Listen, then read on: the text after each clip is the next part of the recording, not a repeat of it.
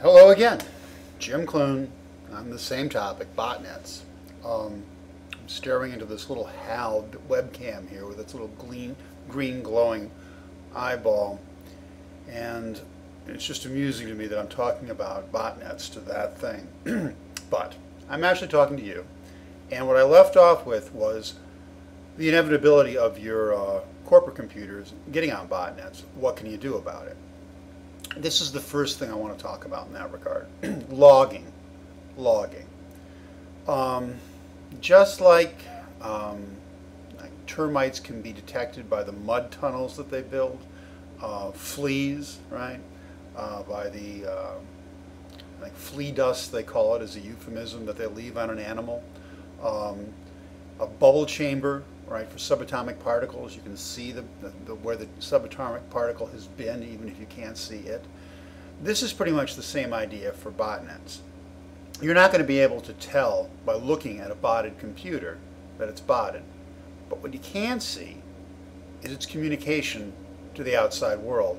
And it's important to realize that a computer that's had malware installed on it and has become part of a botnet, whether inside your company or a laptop that's moved back and forth and is now inside your company, it's not very useful to an attacker unless it can communicate to him. I mean, the whole point of this is not to be destructive, but to steal information, financial information, corporate secrets, business plans, stuff that's useful. So, although you can't rely on the computer itself to tell you that it's sick, because of botnets or malicious software is far too clever to reveal itself to you in any normal way, antivirus for instance. What it has to do is talk to the outside world, and that's where you might be able to detect it, one of the big areas. So how? By logging. By logging what? Network traffic. Outbound traffic from your corporate network to the internet needs to be logged. At the router, at your firewalls, at all the boundaries that you can log traffic, you need to log traffic. Not just at proxies. If you're allowing your desktop users to directly access the internet, then any place that they can cross their communication, when they hit the enter key right on the computer, and some communication is launched to the internet, you've got to be able to know about all of that and pay attention to the pattern, analyze the pattern, look at where the computers are going, who they're trying to talk to. So the first thing, the absolute first thing, as far as combating this whole topic is concerned, the botnet topic, is to have logging enabled throughout your network. Typically what I find is that networking guys don't like this idea. They're afraid their equipment's going to bog down. You don't have the space for it, and that's legitimate. I mean, you need to have a significant amount of space to log the kind of traffic a moderate-sized business is going to radiate out to the internet. But there's ways to do it, and I know it works because I know a company that's doing it. For us, the preferred mechanism is syslog, because it's ubiquitous. Everything does it.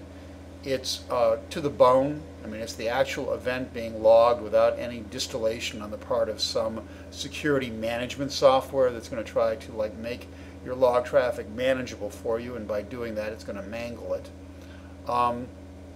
So what I strongly recommend as a first practice is that you enable logging at least at your internet boundary outbound, such that when a secretary or the janitor or the person in the cafe or the gym or your CEO clicks, the fact that that click happened and is going out on port 80, port 443, port 6767, port something, all traffic gets logged and recorded.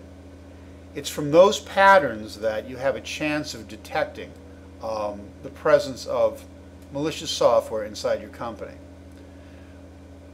The other thing that I would strongly recommend logging is all of your DNS traffic.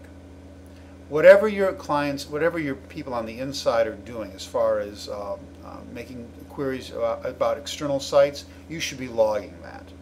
there are plenty of sites that list known malicious domains as a first cut on analyzing this whole problem. If you log all your DNS traffic, like what every one of your people are doing when they do a lookup for an external site, log that event. See what they're looking up and see who's looking it up. Then go to sites like malwaredomains.com, malwareurl.com, places like that. Match what they have with your DNS traffic, and I'll guarantee you the people who are heavy hitters to the malicious domains that those sites document, malwaredomains.com and malwareurl.com, those people that you see making DNS queries frequently for those domains, they got a problem. That's a rough first cut, but it'll help you quickly find out the magnitude of the problem you have inside your company. The problem is the really sophisticated stuff drops below that level of awareness and easy detection. But it is a good first cut to see where your problems really are, who your problem children are, and I strongly recommend it. All right, so that was the end of this little lecture. What did I say? You have to turn on logging outbound at your internet boundary. You have to know what IP addresses your people are going to on the outside, what port they're going to, and what domains, what fully qualified domain names they're looking up. Know that, and you'll know what the malware inside your company, which is inevitably there, is trying to do as well.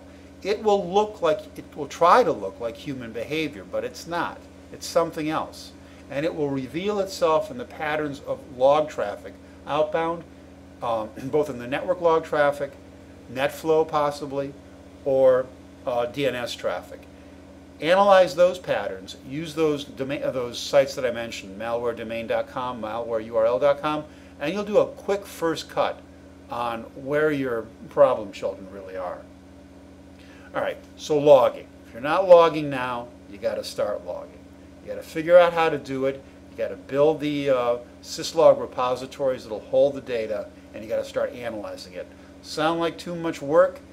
Then live with the fact that you're on a botnet, because that's what it amounts to. If you don't start collecting this data and analyzing it, you will not know the truth about your company's situation as far as botnets are concerned. It comes down to logging first. All right, that's it. I will talk next about a topic that's near and dear to me, and that's egress filtering. It's a way of at least channeling your activities such that your log traffic might make sense. But I'll get to that in a little bit. That's it. If you got anything out of this, I hope it's that word, logging. Do it.